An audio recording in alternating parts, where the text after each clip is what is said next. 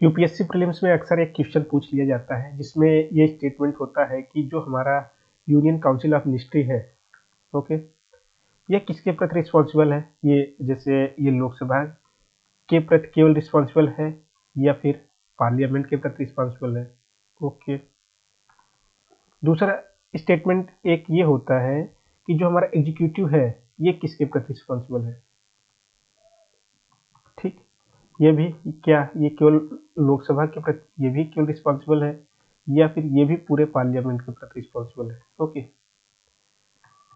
तो इस चीज को समझते हैं आज इस वीडियो में कि क्या ये दोनों सेम चीजें हैं, ओके, या फिर दोनों के अंदर कुछ डिफरेंस है। ठीक, तो इस चीज को समझते हैं। तो सबसे पहले हम लोग अगर एग्जीक्यूटिव को देखें तो यूनियन गवर्नमेंट के अंदर जो हमारा एग्जीक्यूटिव होता है वो उसके अंदर होते हैं हमारे प्रेसिडेंट, ओके,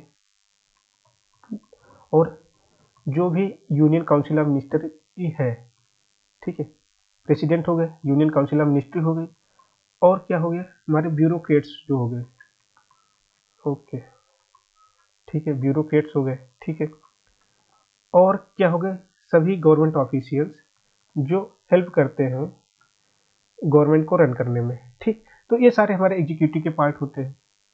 ओके, तो यहाँ पे जो हमारा फ्रेज होता है वो होता है,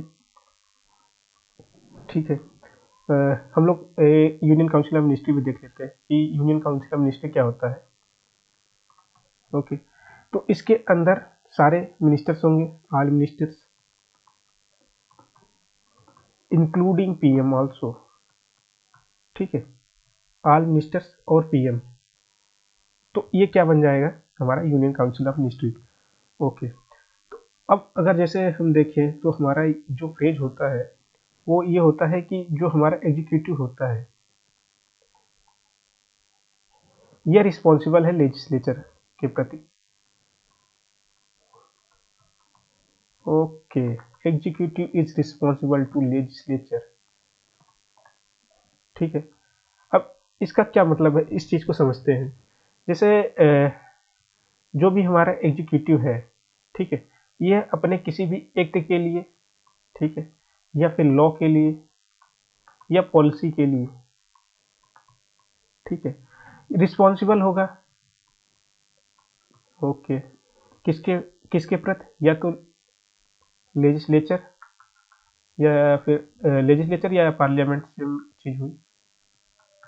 ओके, ठीक है, जैसे अब ये एक्ट के प्रति कैसे रिस्पॉन्सिबल होगा। जैसे अगर गवर्नमेंट या सेंट्रल गवर्नमेंट कोई भी काम करती है, हाँ, तो जैसे सेंट्रल गवर्नमेंट हो गई या कोई भी वर्क करती है, ओके, सेंट्रल गवर्नमेंट कोई भी एक्ट कर रही है तो ये अपने इस एक्ट के लिए आंसरेबल होगी, ठीक है, ठीक, और ये इसकी रिस्पॉन्सिबिलिटी होगी अपने इस वर्क के लिए, ठीक है। ये आंसरेबल और रिस्पॉन्सिबिलिटी कहाँ होगी, ये जो इंडियन पार्लियामेंट है उसके प्रति इसकी आंसरेबिलिटी और रिस्पॉन्सिबिलिटी होगी। जैसे कि,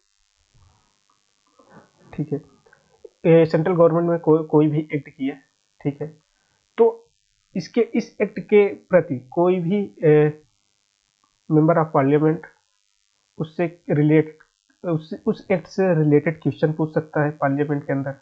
ओके, और जो गवर्नमेंट है, ठीक है, गवर्नमेंट है सेंट्रल गवर्नमेंट, उसको उस जो भी एक्ट की है उसके एक्ट के रिगार्डिंग उसके जो प्रोविजंस हैं उसको पार्लियामेंट के अंदर पास करवाना पड़ेगा, ठीक है। इसका मतलब ये हुआ कि गवर्नमेंट दोनों तरफ से एक तो आंसरेबिलिटी बन जाएगी, ठीक है, उससे के रिगार्डिंग क्वेश्चन पूछ लिए जाएंगे कि उन्होंने ऐसा क्यों किया, ठीक है, उसके क्या कंसिक्वेंसेस रहे, और दूसरा कि वो जो भी एक्ट कर रही है उसके जो भी प्रोविजन है उसके रिगार्डिंग उस प्रोविजन के रिगार्डिंग उन्हें पार्लियामेंट के अंदर पास करवाना है। ओके, ठीक है, ये चीज हो गई। अब दूसरा कि अगर सेंट्रल गवर्नमेंट कोई भी लॉ बनाना चाहती है, ठीक, तो उस लॉ के लिए उसे उस लॉ को बनाने के लिए उस उसे पार्लियामेंट में जाना पड़ेगा, ठीक है। और ये पार्लियामेंट के तहत ही ये लॉ बन सकता है, ठीक। तो ये बात हुई सेंट्रल गवर्नमेंट। तो ये बात हुई। नेक्स्ट फ्रेज देखते हैं। इसमें यह कहा गया है कि जो हमारी यूनियन काउंसिल ऑफ मिनिस्ट्री है, ओके, जो भी हमारी यूनियन काउंसिल ऑफ मिनिस्ट्री है वो रिस्पॉन्सिबल है केवल लोकसभा के प्रति, ठीक। अब इसका क्या मतलब है, इस चीज को समझते हैं, ठीक है। यह हमारा फ्रेज आर्टिकल 75 के अंदर दिया गया है। एक्चुअली में ये गवर्नमेंट के लॉन्गेविटी की बात करता है, ठीक है। इसका मतलब ये हुआ कि यूनियन काउंसिल ऑफ मिनिस्ट्री तभी तक अपने ऑफिस को एंजॉय करेगी जब तक वो मेजॉरिटी में रहेगी, ठीक। जिस दिन ये मेजॉरिटी खत्म हो जाएगी, जिस दिन ये यूनियन काउंसिल ऑफ मिनिस्ट्री के पास ये मेजॉरिटी नहीं होगी, union council of ministry disintegrate कर जाएगी, ओके। तो यह अगर हम लोग शॉर्ट में बोलें तो ये गवर्नमेंट के सर्वाइविलिटी की बात करता है, ठीक है। कि कोई भी गवर्नमेंट या यूनियन काउंसिल ऑफ मिनिस्ट्री कब तक सरवाइव करेगी, कब तक चलेगी, ठीक। इसका मतलब ये हुआ। अगर हम लोग दोनों फ्रेज को शॉर्ट में समझे तो जो हमारा पहला फ्रेज था जिसको हमने सबसे पहले डिस्कस किया वो गवर्नमेंट के फंक्शन की बात करता है, ठीक। और दूसरा वाला ये सर्वाइविलिटी की बात करता है कि कब तक कोई गवर्नमेंट चलेगी, ठीक है, ओके, ठीक है। तो जब भी यहाँ पे क्वेश्चन में ये दिया हो कि जो हमारा एग्जीक्यूटिव है यह किसके प्रति रिस्पॉन्सिबल है, तो जब भी एग्जीक्यूटिव आएगा तो या तो आंसर में पार्लियामेंट होगा या तो लेजिस्लेचर, ठीक है। इसके लिए एग्जीक्यूटिव के लिए लोकसभा अगर दिया गया हो तो वो गलत होगा, ठीक।